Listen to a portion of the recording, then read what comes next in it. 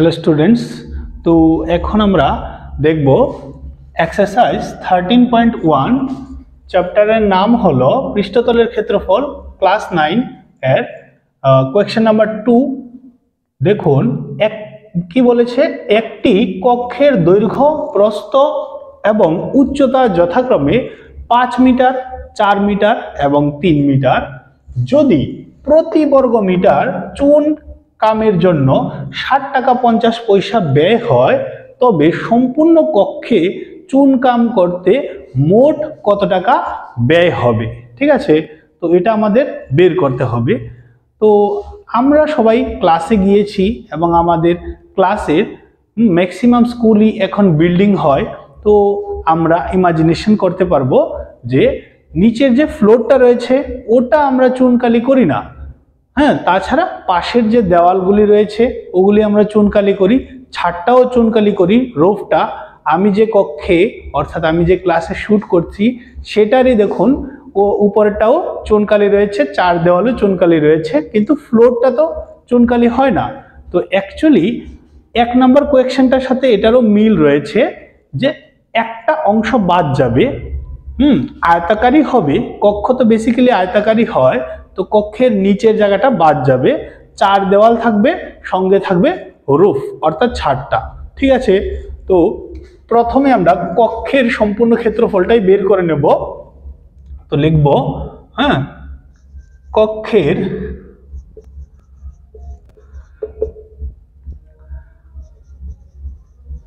সম্পূর্ণ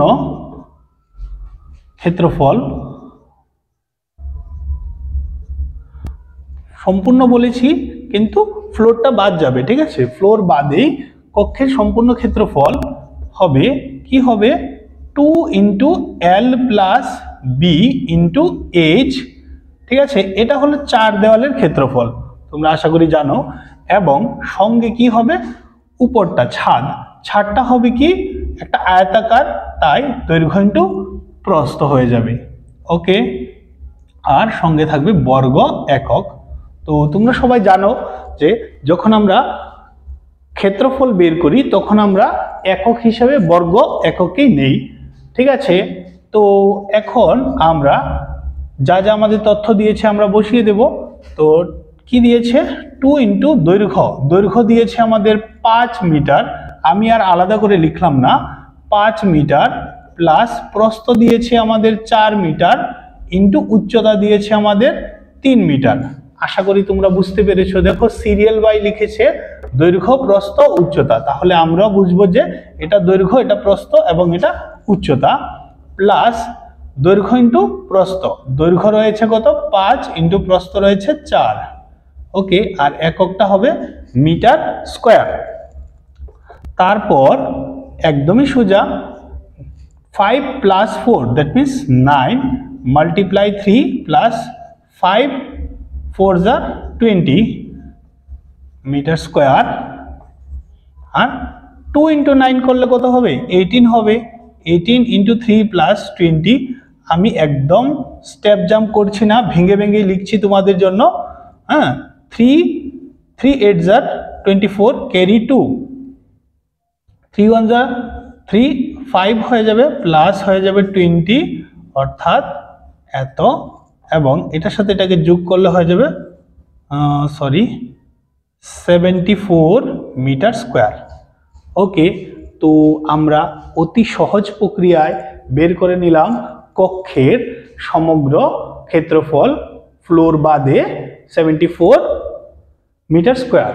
ওকে, তারপর বলেছে আমাদের কি এক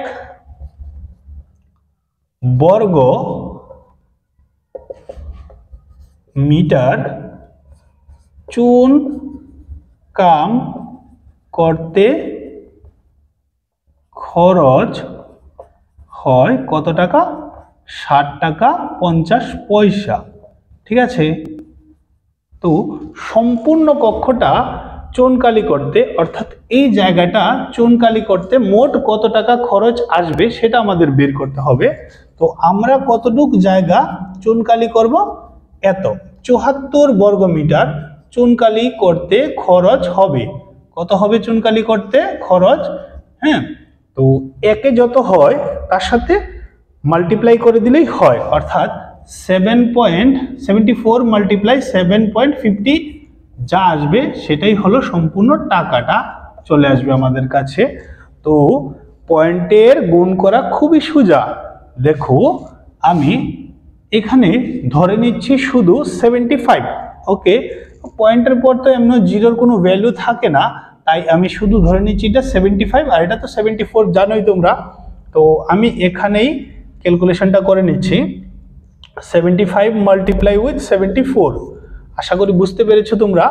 হ্যাঁ, 4 5 যা 20 ক্যারি 2, 4 7 যা 28 30,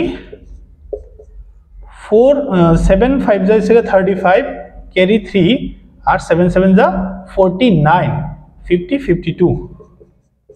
তো